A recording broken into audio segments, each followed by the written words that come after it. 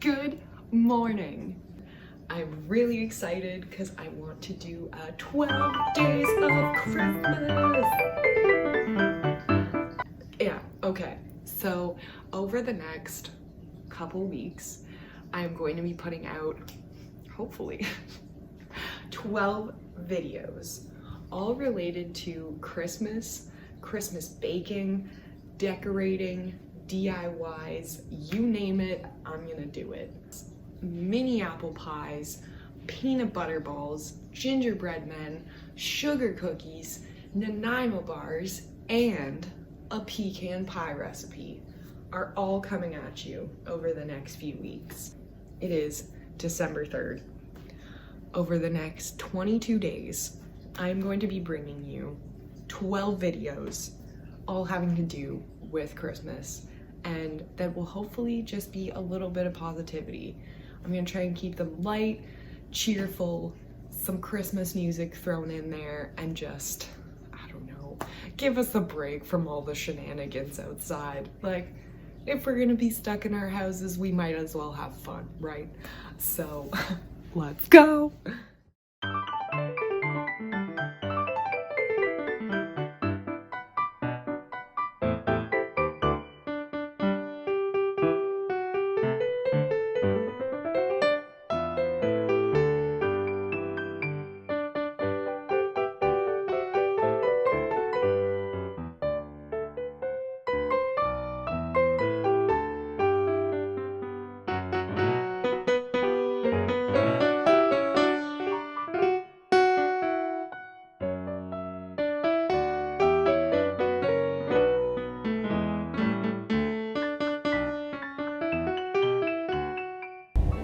Okay, jumping right into the ginger snaps.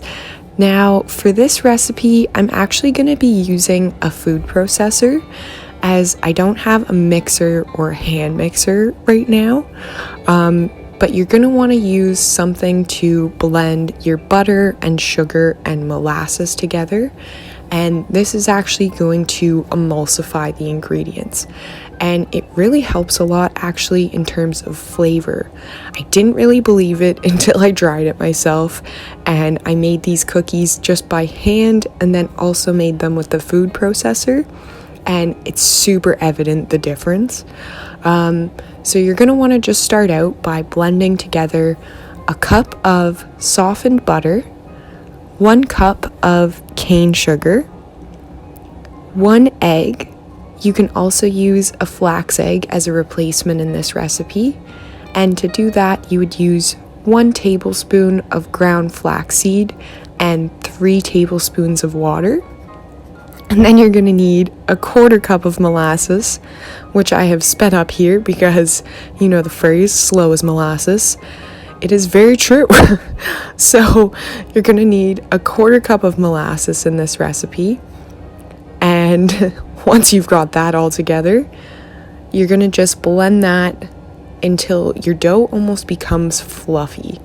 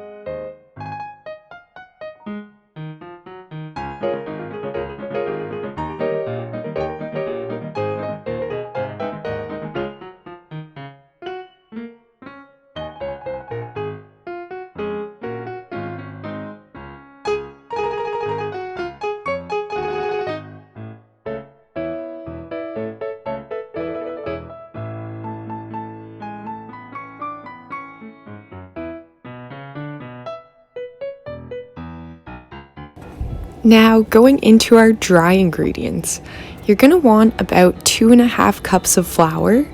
Now, I tried using a bit less this time, and I actually found it worked a bit better. So I used just over 2.25 cups of flour. but just test it and see how much. If the mixture is still a bit too wet, feel free to add in that other 1/4 cup of flour. And you're gonna need 2 teaspoons of baking soda, 1 teaspoon of ground ginger, 1 teaspoon of cinnamon, and 1/2 teaspoon of cloves. And if you try this recipe and you find you'd like a bit more spice in your cookies, feel free to up the cloves as well as the ginger, and it'll give the cookies a bit more of a kick to them. Now, the difference between blending the wet ingredients and the dry ingredients: when you're adding in the dry ingredients, you really just want to mix it until it's just combined. So once we have the baking soda in, there is the possibility of overmixing your dough. So you're just going to want to mix the cookies until the flour is fully kind of combined and you can't see it anymore.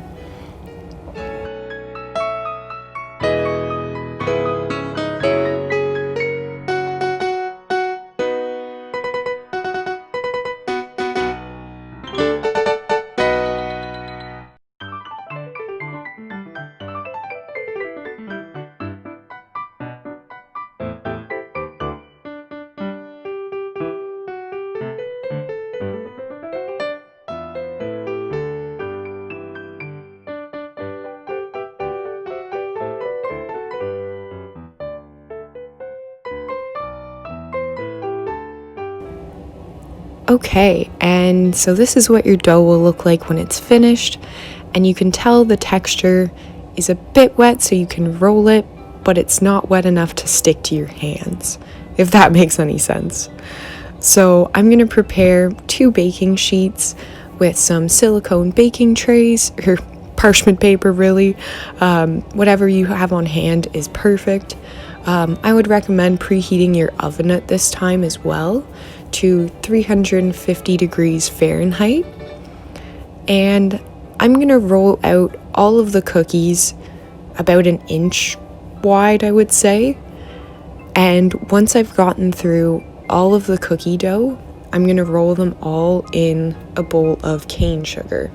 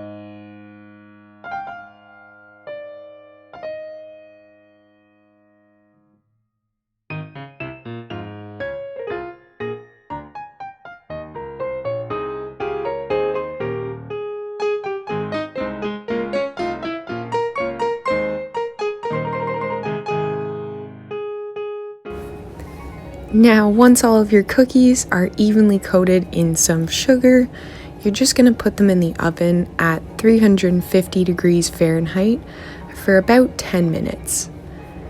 And they're going to start to crack and the edges will get a little bit darker. They will still look quite soft when you take them out of the oven, but just allow them to set on the pans for about 5 to 10 minutes.